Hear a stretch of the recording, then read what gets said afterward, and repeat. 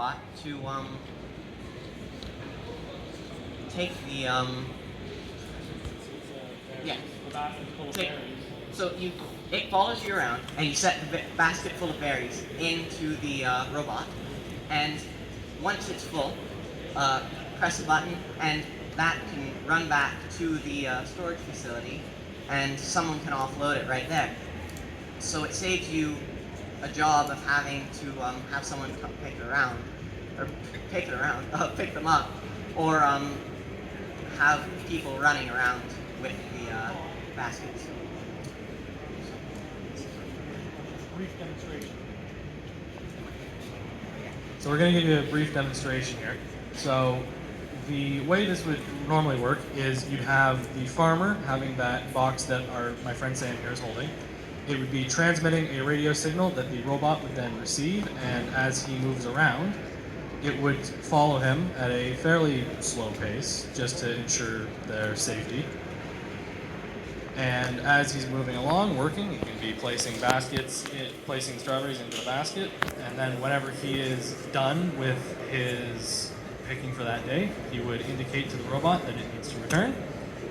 It would then return to its base station at the storage facility, and it can then be unloaded and sent back to him.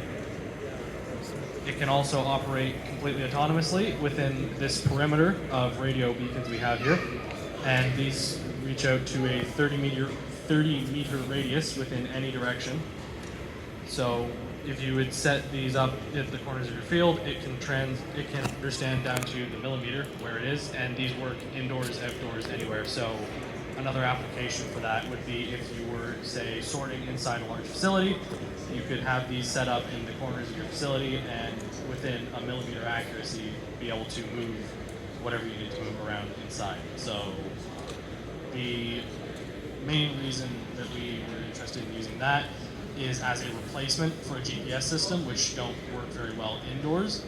This would allow us to move it seamlessly from inside a storage facility to outside in a field without having to worry about losing connection or the ability to determine where it is, and without having to have a human handler following it around all the time. You can also use up to 8 of these radio posts, so you can make quite a large area if you've got a fairly large building, and you can have the whole thing be mapped out. The other thing is you can get like another set and have it in different sectors, so you can map out quite a large area just using these UWB radios. The whole robot was pretty much manufactured in-house at school by lots of the people who are here, and it was all wired and designed by us. Yeah, I think that's... The base station.